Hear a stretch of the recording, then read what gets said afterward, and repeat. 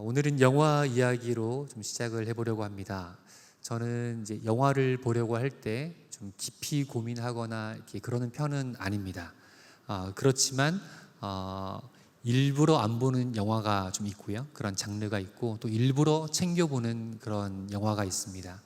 일부러 제가 보지 않는 영화는 무서운 영화, 공포 영화랑 이제 슬픈 영화입니다. 왜냐하면 그 무섭고 깜짝 놀라는 이런 감정이 너무 싫더라고요. 그리고 또 슬픈 거는 슬프잖아요. 그러니까 슬퍼서 보고 싶지가 않더라고요. 저는 해피엔딩으로 끝나는 걸 좋아합니다. 그리고 울 것 같은 그런 거는 아예 안 봅니다. 그리고 또 하나 제가 일부러 챙겨보는 영화는 좀 상을 여러 개 많이 받은 영화, 뭐 기생충이라든지 뭐 재미가 있든 없든 뭐 스토리가 어떻든 상관없이 좀 상을 많이 받은 영화는 궁금해서 찾아봅니다. 왜 전문가들은 이 영화에 이렇게 상을 많이 줬지? 뭐가 이렇게 특별하지? 그냥 궁금해서 재미가 없을 것 같아도 챙겨보는 편입니다. 제가 지금 말씀드릴 영화는 제가 20대 초반에 봤던 아주 오래된 영화인데요. 그 제목이 인생은 아름다워라는 영화입니다. 포스터 보시면 아시겠지만 재미없을 것 같죠? 잘 모르는 배우랑 뭐 애랑 자전거 한 대, 제목은 인생은 아름다워. 뭐 스펙타클, 스페이스, 우주 막 이런 것도 아니고 인생은 아름다워. 근데 이게 상을 많이 받았더라고요. 재미는 없을 것 같은데 상을 많이 받았다는 그 이유로, 또 제목이 인생은 아름다워여서 뭐 이렇게 해피엔딩 그런 무난한 영화겠구나 싶어서 이 영화를 보게 되었습니다. 이 영화 줄거리를 잠깐 말씀드리면, 저도 이제 보고서 알았는데 사전 정보 없이 영화를 봤는데 이게 2차 대전을 배경으로 한 영화더라고요. 이탈리아의 한 시골 총각인 귀도라고 하는 이 남자 주인공은 자신의 꿈이 서점을 여는 거였습니다. 그래서 수도인 로마로 가서 이제 서점을 오픈하려고 하던 중에 운명처럼 한 여인을 만나게 되는데, 그게 도라라는 여주인공입니다. 그래서 둘이 만나서 결혼을 하고 이제 조슈아라는 아이를 낳게 됩니다. 그래서 사진에서 보셨던 것처럼 이 세 명이 한 가족이 되어서 정말 행복하게 날마다 웃으면서 그렇게 살고 있었습니다. 그런데 조슈아가 5살이던 어느 날 갑자기 독일 군인들이 쳐들어와서 유태인이었던 귀도와 조슈아, 아빠와 아들을 잡아가는 거예요. 근데 이제 엄마는 유태인이 아니어서 대상이 아니었는데, 그래서 남편과 아들이 잡혀가니까 자기도 자원해서 온 가족이 함께 이제 수용소로 끌려가게 됩니다. 수용소에 도착해서 아들이 어리다 보니까 이 상황을 어떻게 설명해야 될까요? 근데 이 주인공은 이렇게 하더라고요. 지금 우리가 캠프에 왔다. 지금 우리가 여기서 점수를 잘 따고 1000점을 획득을 하면 마지막에 선물로 탱크를 선물로 줄 거야. 그래서 우리가 여기서 규칙을 잘 지키고 잘 수행을 해야 돼. 임무가 막중해. 이렇게 아이에게 우리가 지금 뭐 작전을 수행하러 온 것처럼 그렇게 거짓말로 아이를 안심을 시킵니다. 그렇게 수용소에서의 끔찍한 삶이 이어졌지만, 아버지는, 이 귀도라는 주인공은 끊임없이 아들이 낙심하지 않고 무서워하지 않도록 끊임없이 농담을 하고 웃기려고 하고 아들을 숨기고 그렇게 수용소의 생활을 이어갑니다. 그렇게 수용소에서의 시간이 흘러가던 중에 언제부턴가 이 독일 군들이 이 수용소 인원을 트럭에 싣고서 나갔다가 다시 돌아오는데, 돌아올 때는 빈 트럭으로 돌아오는 거예요. 그러기를 반복하는 걸 보면서 독일군이 패전해서 증거인멸하려고 이 수용 인원들을 다 학살하는구나 라는 것을 알게 됩니다. 이 사실을 안 귀도가 탈출을 계획하고 이 아들에게 말합니다. 우리가 이제 마지막 미션이 남았다. 이 마지막 미션은 네가 여기에 숨어서 내일 아무 소리가 들리지 않고 아무 사람의 소리도 들리지 않을 때, 그때 네가 나오면 그러면 우리가 이기는 거야. 그러고서 한 건물 외벽에 배전판 같은 자그마한 박스 안에 아이를 집어넣고 아내를 찾으러 막 뛰어다닙니다. 그렇게 아내를 찾으러 돌아다니다가 경비병에게 발각이 되어서 등 뒤에 경비병의 총구가 닿은 채로 구석으로 몰리게 됩니다. 그런데 그 지나가는 경로에 아들이 숨어 있는 곳이 있는데, 아들이 숨어 있는 곳을 힐끗 보면서 전혀 아무렇지도 않은 것처럼 윙크를 날리고 마치 행진하듯이 씩씩하게 웃으면서 벽 뒤로 사라집니다. 그리고 곧이어서 총성이 여러 발 들리죠. 그렇게 밤이 되었고 다음날 아침 독일 군들은 다 철수했고 조용해지자 이 아들이 문을 열고 나왔는데 진짜 미군 탱크가 앞에 온 거예요. 이 아이는 야, 우리가 드디어 탱크를 선물로 받는다. 진짜였구나. 그렇게 너무 기뻐하면서 탱크에 올라타고 그리고 피난 행렬을 따라가다가 엄마를 발견하고 엄마를 제외하면서 영화가 끝나게 됩니다. 저는 재밌게 또 의외로 좋다 하고 보다가 마지막에 너무 충격을 받았어요. 이 인생은 아름다워라는 영화의 제목도 그렇고 이 영화의 장르도 코미디여서 시종일관 계속 웃기는 장면들이 나오거든요. 그래서 끝에 온 가족이 이렇게 해피엔딩으로 끝날 걸 당연히 그렇게 생각을 했는데 마지막에 아빠가 그렇게 활짝 웃으면서 처형당하는 장면에서 제 심장이 너무 놀래가지고 제가 충격을 받은 거예요. 그 주인공이 죽었다고 생각되니까 막 너무 슬퍼서 막 눈물이 나는 거예요. 그래서 영화에 대한 약간의 배신감도 느끼고 왜 저 제목을 저렇게 지었나라는 그런 짜증도 좀 나더라고요. 그런데 제가 20대 초반에는 이 영화의 제목을 왜 인생은 아름다워라고 했는지 솔직히 이해가 안 됐어요. 너무 슬픈 영화인데 왜 인생은 아름다워라고 했을까? 그냥 반대로 적었나? 라고 생각을 했는데 그런데 세월이 흐르고 나이를 먹다 보니까 누가 가르쳐주지 않아도 자연스럽게 이해가 된 것 같습니다. 그럼에도 인생은 아름다울 수가 있구나. 이 영화의 마지막 장면은 엄마와 아들이 재회하는 장면으로 끝나는데요. 그런데 그 장면에서 나레이션이 뭐가 나오냐면 이 어린 아들이 다 큰 어른의 목소리, 어른의 조슈아의 목소리로 이렇게 나레이션이 나옵니다. 아버지가 희생한 이야기, 그것이 아버지가 주신 귀한 선물이었다. 너무도 끔찍하고 두려운 상황이었지만 그럼에도 가족을 향한 사랑과 헌신과 희생, 그리고 그것은 나머지 가족들을 버티게 만들고 견디게 만들고 살아갈 수 있게 하는 선물이 된 것이죠. 너무도 비참했지만 또 너무도 아름다운 이야기인 것입니다. 우리가 인생을 살아가면서 또 신앙생활을 믿음으로 해나가면서 우리가 살아가는 이 길이 늘 탄탄대로 평탄한 길이 아니라는 건 다들 잘 아실 겁니다. 크고 작은 아픔과 슬픔과 상처와 무섭고 두렵고 막막한 일들이 정말 우리 곁에 머물러 있습니다. 오늘도 우리가 아픈 성도님들을 위해서 기도하겠지만 이 명단에 올라오는 분들 외에도 정말 많은 분들이 크고 작은 병으로 또 아픔으로 신음하고 있는 것을 우리가 알고 있습니다. 우리의 삶에 어둡고 아프고 힘든 부분을 집중해서 보면 참 인생이 아름답다 말하기가 어려워지죠. 그럼에도 우리의 인생이 아름답다, 복되다, 존귀하다 선포할 수 있는 것은 이 모든 어두움을 전복시키고 영광스럽게 하실 예수 그리스도께서 우리의 구주가 되시기 때문인 줄로 믿습니다. 베드로전서 1장 6절과 7절을 한번 보겠습니다. 그러므로 너희가 이제 여러 가지 시험으로 말미암아 잠깐 근심하게 되지 않을 수 없으나 오히려 크게 기뻐하는도다.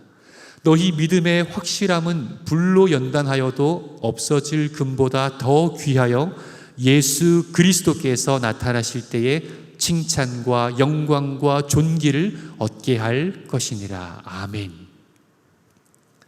사도 베드로는 이렇게 소아시아의 5개 교회에 이 베드로 전서라는 편지를 보내면서 그들이 당하고 있는 핍박과 어려움과 절망스러운 상황에서도 이 베드로 전서를 통해서 소망의 메시지를 주고 싶어 했습니다. 베드로 전서가 쓰인 목적 자체가 바로 그거예요.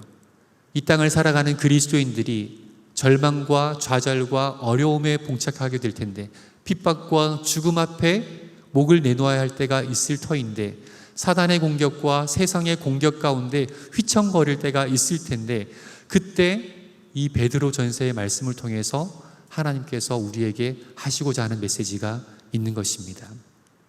그래서 베드로 전서를 통해서 묵상하고 은혜를 받다 보면 마음 가운데 소망이 생기는 것을 발견할 수 있어요. 우리 이번 여름 수련회 주제가 주 예수 나의 산 소망이었지 않습니까? 이 주제의 핵심 구절이 바로 베드로 전서 1장에 나와 있습니다.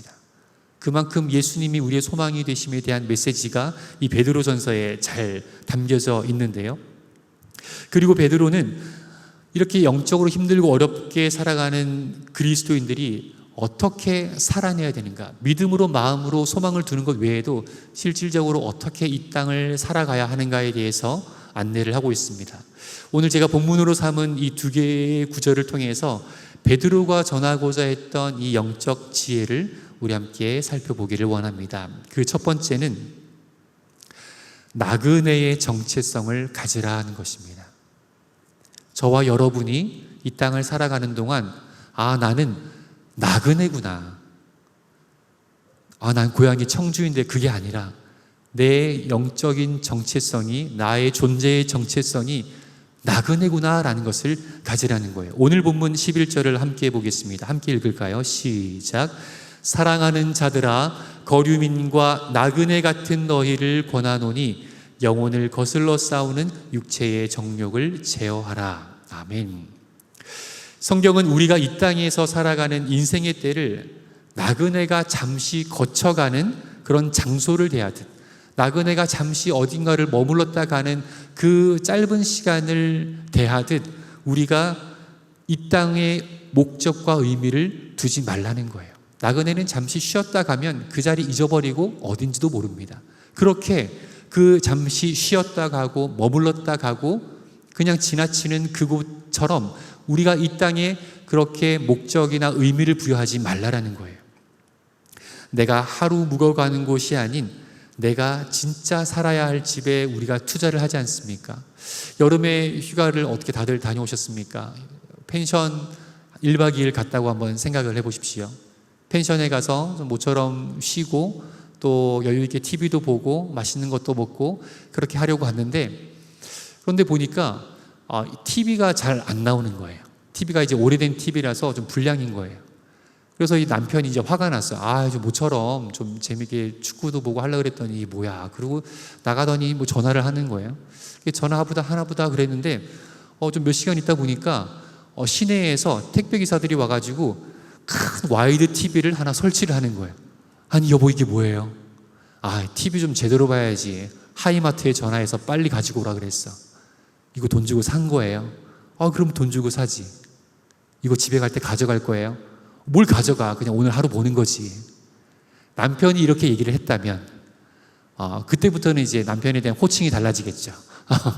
인간아, 생각이 있냐 없냐, 이게 얼마짜리인데 이걸 하루 보려고 이거를 샀냐, 그리고 두고 가냐, 말도 안. 인생이 그렇다라는 거예요. 우리가 이 땅을 대할 때 이 땅은 잠시 머물렀다가 나그네처럼 머물렀다 가는데 사면 집에다 사놔야지. 사면 내 집에다가 장만을 해야지 잠시 머물러 갔다는 그곳에 의미를 두고 투자하지 말라는 거예요. 이 당연한 사실, 이건 뭐 뛰어난 지혜와 지식을 필요하지 않습니다. 누구나가 다 알고 있는 상식이지만, 그런데 영적인 세계에서는 이 상식이 우리한테 너무도 안 통하는 거예요. 저 하늘에 천국이 있고 내 집이 있고 저곳에 내가 가야 하고 저기가 내 본향인 건 알지만, 그럼에도 우리는 여전히 이 땅에서 TV 장만하고 벽지 새로 바르고 냉장고 들이고 수영장 만들고 내일 떠날 텐데, 내일 11시면 퇴실하라고 전화 올 텐데 수영장을 만들려고 땅을 파고 있다는 거죠. 우리는 이렇게 어리석은 행동이 무엇인지 잘 알지만 영적으로는 참 이 땅에만 보물을 쌓아두고 저 하늘나라 집은 세워지고는 있는지 관심이 없는 모습이 사실 우리의 민낯이 아닐까 생각을 합니다. 예수님께서는 우리에게 말씀하셨어요. 보물은 하늘에 쌓아놔라. 보물을 이 땅이 아니라 하늘에 쌓아놔야 된다. 왜일까요? 이 땅에 쌓아두는 것은 아무 소용이 없기 때문이에요. 내 것이 안 되기 때문이에요. 내 것이 안 되면 의미가 없고 가치가 없는 거죠. 그러니까 내 것 안 되는 이 땅에 쌓아두지 말고 저 하늘에 쌓아두라고 예수님 말씀하시는 겁니다. 마태복음 6장 20절에서 예수님이 하신 말씀을 직접 보겠습니다. 오직 너희를 위하여 보물을 하늘에 쌓아두라. 거기는 좀이나 동록이나 해하지 못하며 도둑이 구멍을 뚫지도 못하고 도둑질도 못하느니라. 그런데 우리는 왜 자꾸 이 땅의 것에만 집착하는 걸까요? 예수님 말씀 21절, 내 보물이 있는 그곳에는 내 마음도 있느니라. 왜냐하면 우리의 마음이 이 땅에 있기 때문이에요. 우리가 천국을 갈 것도 알고 천국이 내 본향이라는 것도 얘기는 하지만 사실 톡 까놓고 보니까 예수님 말씀처럼 내 마음이 이 땅에 있기 때문에 자꾸 이 땅에 보물을 쌓으려고 하는 거죠. 내가 오늘 하루 살았던 일이, 나의 오늘 하루 한 일이 하늘에 상급 쌓을 만한 일이 없었다면 내 마음은 이 땅을 향해 있다라는 어떤 반증입니다. 지난 한 주간, 한 달간의 삶을 돌아봤을 때 그 삶을 통해 하나님께서 영광 받으실 만한, 하나님께서 관심 가지실 만한 내용이 도무지 없다면 나는 여전히 저 하늘에는 관심이 없는 그런 사람인 것이죠. 우리 모두가 저 하늘에 관심을 가지면 좋겠습니다. 자주 올려다봤으면 좋겠어요. 저 하늘의 내 집은 어떨까? 오늘 하루의 삶을 하나님께서 보실 때 기억하실 만한 게 있을까? 제가 최근에 여름 휴가를 이제 다녀왔는데요. 저는 고향이 거제도고 또 거제도를 좋아해서 이번에도 거제를 갔습니다. 그런데 이번에 이제 거제 뭐 아이들도 있고 해서 바다 물놀이를 하지만 이번에 좀 특별한 만남을 가지고 왔습니다. 제가 초등학교, 주일학교 5, 6학년 때 저희 반 담임이셨던 집사님이 목사님이 되셔서 12년 전에 거제도의 한 작은 마을에 개척을 하셨다는 얘기를 이제 듣게 된 거예요. 그래서 초등학교 졸업하고 이제 이사하고 그래서 근 30년 가까이 뵌 적이 없고 연락도 한 적이 없었는데 그 목사님 소식을 이제 제가 듣게 된 겁니다.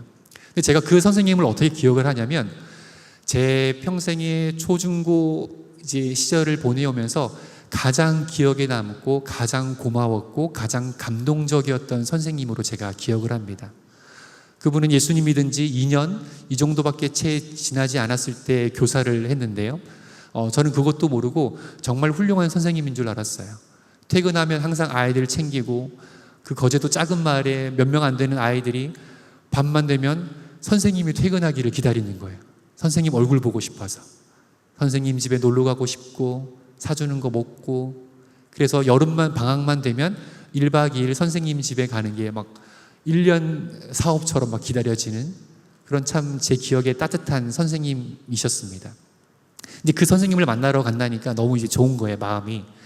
그래서 주소를 찍어가지고 이제 그 교회 앞에 딱 도착을 해서 딱 내렸는데 의도한 건 아닌데 제 마음속에 저도 모르게 그냥 안 됐다라는 그런 게 마음이 들더라고요. 풍경을 보니까 마을도 시내도 아니고 아주 외진 농촌 작은 마을에 몇 가구도 안 되는 작은 마을에, 그것도 마을과 굉장히 떨어져 산 밑에 작은 사택과 교회가 붙어있는 그 하나의 건물을 지어서 목회를 하시더라고요. 딱 도착했는데 마음이 너무 안 된 거예요. 야, 이거 사람 오겠나? 이 동네 몇 분 되시겠나? 너무 안 된 마음이 참 들더라고요. 생계는 되실까? 카톡 프로필 사진을 보니까 자녀분이 2분이나 계시던데 식사는 제대로 하실까? 뭐 이런 생각들을 했습니다. 그런데 그 목사님과 만나서 얘기하고 식사 교제를 나누면서 저의 이 생각이 완전히 바뀌어 버렸어요. 이 목사님은 12년 전에 개척을 하실 때 교회가 없는 곳으로 가야겠다라는 생각을 해서 교회가 세워진 적이 없는 작은 마을로 들어가서 거기서 정말 하나님의 은혜와 기적 가운데 작은 교회를 개척을 하셨더라고요. 교회는 정말 작고 동네 사람들도 몇 명 안 됐는데, 그런데 12년이 지난 지금 그 교회 성도님 수가 작년이 17분이고요. 주일학교 아이들이 40명이고요. 중고등부가 15명이더라고요. 그런 교회가 진짜 거제에 별로 없거든요. 더군다나 중형 교회도 그렇지가 않은데 그 작은 교회에서 그 목회를 하고 계시더라고요. 그러면서 목사님이 자기 한 목회 얘기를 이제 좀 꺼내 주시는데, 이 목사님은 늘 전도를 하시는 거예요. 늘 전도를 연습하고 전도를 하러 다니셔서, 이 목사님께서 자기가 만든 명함과 전도지를 들고 전도를 다니시는데, 전도를 할 때 그냥 예수님 믿으세요 하고 나눠주는 전도가 아니라 이 목사님은 항상 대화를 하는 전도를 하시더라고요. 그래서 대화가 이어지고 복음 전도가 되고 꼭 영접 기도까지 가는 그런 전도를 하시더라고요. 그래서 이 목사님이 영접 기도를 하면 이제 이름을 받으니까 자기가 전도해서 영접 기도까지 마친 사람이 지금까지 12,000명이라는 거예요. 와. 그때 정말 저는 표현은 안 했지만 마음이 좀 충격을 받았습니다. 근데 그 목사님이 그렇게 목회를 참 열심히 하시지만 그럼에도 또 좌절의 시간이 있었다고 하시더라고요. 이렇게 전도를 열심히 하는데 자기도 큰 교회 하고 싶고 좀 성도들도 많아지고 싶고 늘 돈만 나가는 주일학교 애들만 오고 이렇게 되니까 하나님 앞에 불평이 나오더래요. 하루는 그러면서 불평 섞인 그런 기도, 하나님 저도 큰 목회하고 싶어요. 그랬더니 하나님께서 그렇게 말씀하시더래요. 네가 거제도에서 제일 큰 목회하고 있다 그러더래요. 네가 전도한 사람이 몇 명이냐? 이렇습니다. 거 봐라. 그런데 그게 진짜 그 사람들이 다 지금 신앙생활 잘하고 있는지 확신이 없잖아요. 그래서 또 그거에 대한 불평을 했더니 하나님께서 어떻게 보여주시냐면 그 다음 날부터 노방전도를 나가면 모르는 사람이 먼저 인사를 하더라는 거예요. 목사님 안녕하세요. 누구? 그때 어디에서 저 전도해서 저 지금 어디 교회 다녀요. 목사님 안녕하세요. 누구? 그때 저 전도하셔서 저 지금 어디 교회 나가요. 이런 사람들을 계속 만나게 하시더라는 거예요. 그러면서 이 목사님이 그 시골에서 목회를 하시면서도 정말 힘을 잃지 않고 그렇게 사시더라고요. 그러면서 주님이 그러시더래요. 진짜 돈은 없지만 그래도 네가 진짜 부자다 그러시더래요. 그 말을 듣는데 진짜 울고 싶더라고요. 나는 겉모습 보고 안 됐다. 나도 같은 물론 부목사지만 목회하는 사람으로서 안 됐다. 생활은 될까 걱정을 했는데 하나님께서는 오히려 정말 그 목사님의 목회를 정말 높이 평가하고 가치 있다 하시고 귀중하게 보시더라고요.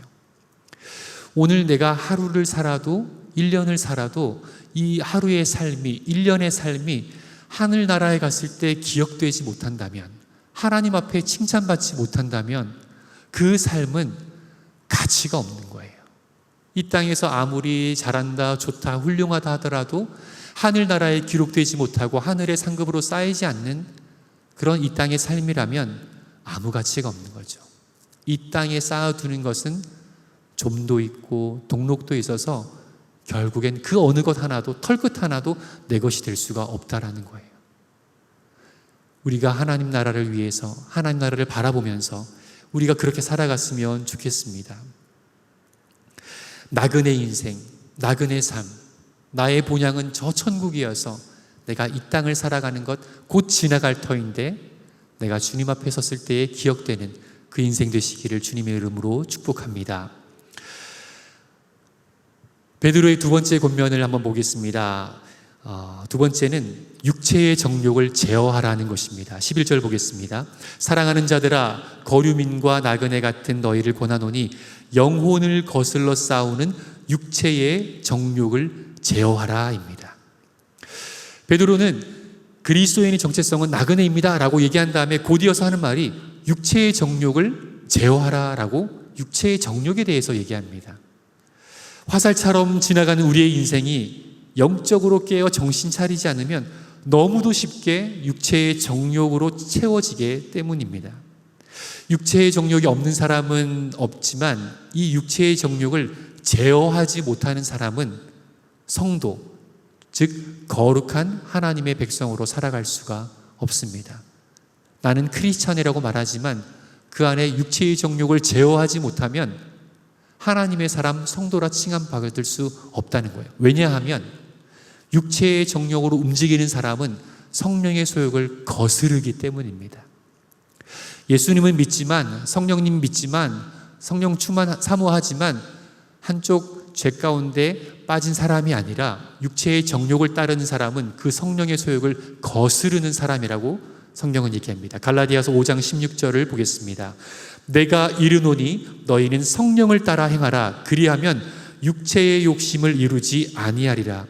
육체의 소욕은 성령을 거스르고 성령은 육체를 거스르나니 이 둘이 서로 대적함으로 너희가 원하는 것을 하지 못하게 하려 함이니라. 아멘.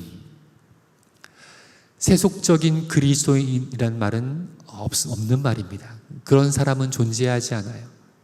정욕적인 그리스도인이란 말은 없습니다. 성령 충만한 정욕의 사람은 존재하지가 않습니다. 있을 수가 없는 사람이에요. 성령의 소욕, 성령의 감동, 성령의 음성, 이건 몰라도 내가 정욕을 제어하지 못하고 있고 정욕을 쫓아가고 있고 정욕을 채우는 일이 기쁘고 좋고 익숙하다면 그 사람은 성령의 사람이 아닌 거예요. 정신 차려야 됩니다. 하나님, 나에게 육체의 소욕을 제어할 능력을 주옵소서.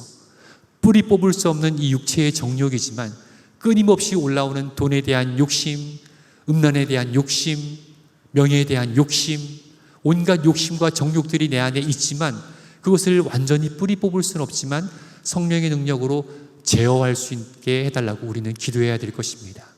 이 정욕을 제어하지 못하면 우리는 성령의 사람이 될 수가 없어요.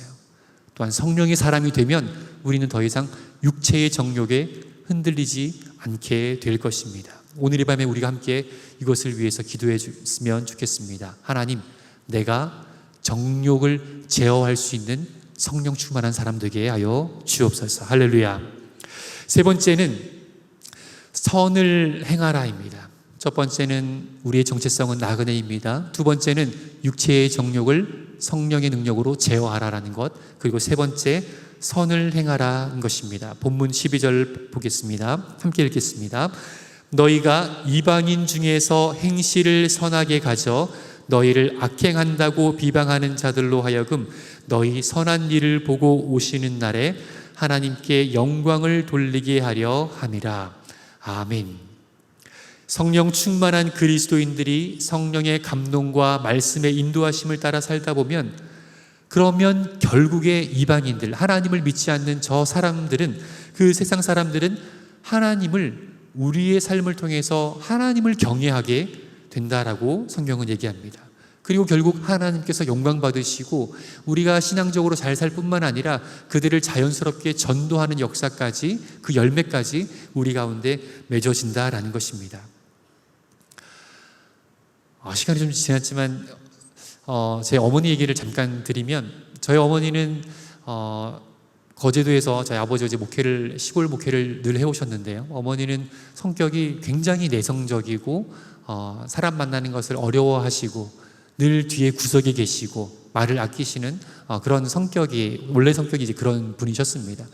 그래서 교회를 오더라도 늘 맨 구석에 앉으셨다가 예배가 끝나면 이제 사라져버리는 그래서 성도님들 만날 때면 늘 이제 구석에서 찾아오시는 성도님들을 만나곤 하셨는데, 그래서 앞에서 하는 거를 굉장히 이제 꺼려 하셨습니다. 근데 어머니가 이제 종종 하셨던 일이, 이제 밤이 되고 어두워지면 이제 시골은 굉장히 깜깜하거든요. 깜깜한 뿐만 아니라 굉장히 무섭습니다. 온갖 짐승들이 막 다 우러대기 때문에 굉장히 무섭습니다. 근데 이제 그 밤에 이제 어머니 나름의 신방을 다니시는 거예요. 계란 조금, 김 조금, 참치 조금, 성도님들이 주신 야채나 과일 조금, 이런 것들이 생기면 저는 동네를 다니면서 한 번도 본 적이 없는, 나이가 많으시거나 아프시거나 집안에만 계시는 그런 독거노인이라든지 아프신 분들을 그 밤 시간에 항상 저를 데리고 다니시는 거예요. 저는 정말 가기 싫은데, 그것도 가면 어떻게 되냐면 승종아 따라가자, 그리고 이제 집을 나서면 평소에 가보지도 않은 골목길을 쫓아 가면 여기서 기다려라 그러면은 저를 데리고 들어가지도 않으세요. 그럼 깜깜한 가로등이 없는 골목길, 거기 집 앞에서 우러대는 짐승들 소리를 들으면서 어머니가 나올 때까지 기다려야 되는 거예요. 너무 무섭고 싫었는데 어머니가 그렇게 이제 본인이 할 수 있는 그런 사역을 하시더라고요. 그런데 그렇게 사역한 작은 마을에서 이제 5년 정도 지났을 때 마을 어른들이 뭐라고 하냐면, 우리 마을에 이런 적이 없었는데 효녀비를 세울 때가 됐다. 저 교회 사모에 효녀비를 세우자라는 얘기가 막 나온 거예요. 그래서 그거를 추진하려고 하는데 저희 어머니가 그 소문을 듣고 기겁을 해가지고 그거 하면 자기가 망치로 들고 다 때려 부술 거라고, 절대 그러지 말라고 그렇게 협박을 해서 무산되긴 했지만, 저는 그 일을 경험을 하면서 예수님 믿지 않는 사람들, 교회 다니지 않는 사람들이지만 하나님의 사람이, 예수님 믿는 사람이 그 받은 감동을 따라 자기가 할 수 있는 선행과 또 사랑을 나누고 전도를 하고 예수님을 전하고 하다 보면 그것이 세상 사람들에게 인정을 받게 되는구나. 읽었던 본문처럼 하나님께 그들이 영광을 돌리게 되는구나. 야, 예수쟁이 다르네. 야, 교회 다니니까 다르네. 야, 나는 교회 안 가지만, 야, 너 교회 따라가라. 교회 가니까 사람들 훌륭하더라. 교회 다니는 사람 괜찮네. 믿을만 하네. 라고 우리 하나님께서 영광을 받으신다라는 것입니다. 말씀을 마무리하고자 합니다. 우리 인생에서 소망이 흐려질 때가 있습니다. 낙심될 때도 있고요. 현실의 어려움, 영적인 공격, 또는 이게 영적인 공격인지 나의 무지함에서 비롯된 것인지 아니면 뭐가 잘못된 건지 알 수 없는 그런 어려움과 두려움과 힘든 상황과 시간들, 그렇게 불안과 근심이 내 인생 가운데서 커져가고 기쁨과 감사가 예전 같지가 않다면 오늘의 말씀을 우리가 잘 기억했으면 좋겠습니다. 저 천국에 우리의 소망을 두고 성령으로 충만하여 성령 충만하기를 사모하고 기도함으로 그렇게 성령의 감동을 따라 살아간다면 내 영혼도 살아나고 나를 통해 우리 이웃의 불신자들도 하나님을 알지 못하는 그들 또한 하나님께로 돌아오게 되는 역사가 있을 줄로 믿습니다. 우리 모두 성령 충만하여 천국의 소망을 두고 살아간다면 우리의 인생 어떻든지 충분히 아름답다라고 말할 수 있을 것입니다. 우리가 성령 충만하고 우리의 마음이 저 천국에 있다면 우리의 인생 거룩하다, 영광스럽다, 인정받을 만한 줄로 믿습니다.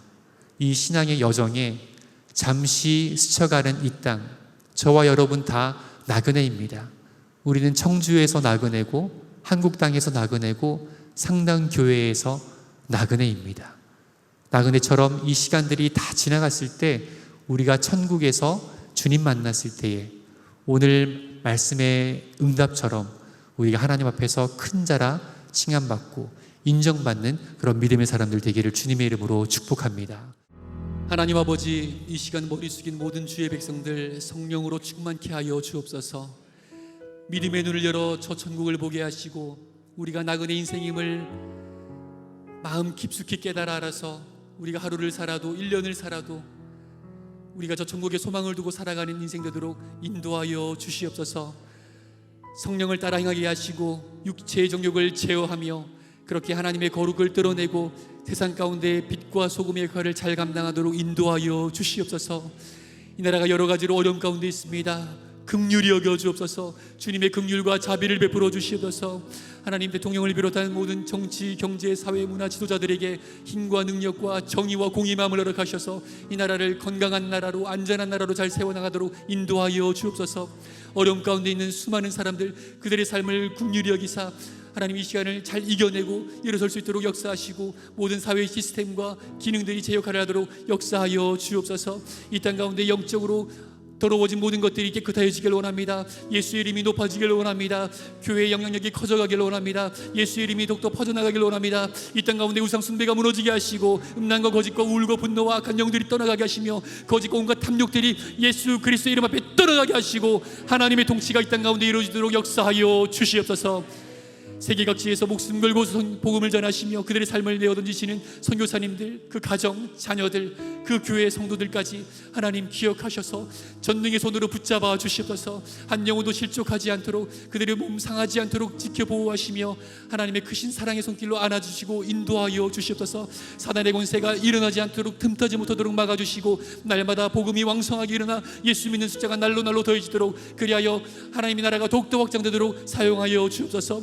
저 북한 땅을 불쌍히 여기사 하나님 복음이 들어가게 하여 주시고 그 복음이 충만히 일어나 풍성히 일어나 그 나라가 복음으로 뒤덮어지길 원합니다. 복음으로 전복되길 원합니다. 예수 이름으로 새로 세워지길 원합니다. 이 나라가 예수 이름으로 통일되게 하시고 복음으로 통일되게 하셔서 이 나라 가운데 예수 이름이 가장 높이 힘을 받을 수 있는 그런 복된 나라로 서게 역사하여 주시옵소서.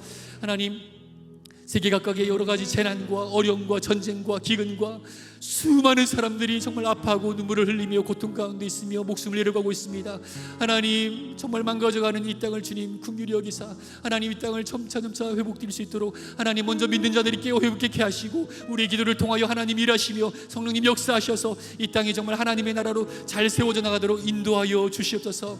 하나님, 우리 성도님들 가운데 많은 아프신 분들이 있습니다. 나사렛 예수 그리스도를 온전히 붙잡게 하시고 그 이름의 권세를 믿음으로 선포하게 하시고 그 이름의 능력이 우리 각자의 삶과 심령과 골수와 폐부까지 주님 흘러가서 우리 원성들의 삶이 회복되기 역사하여 주옵소서. 나사렛 예수 그리스도의 이름의 권세로 나을지어다. 나사렛 예수 그리스도의 이름으로 온전하여질지어다. 나사렛 예수 그리스도의 이름 앞에 악한 사단의 권세는 떠나갈지어다. 주님의 이름만 높임을 받으시고 역사하여 주시옵소서.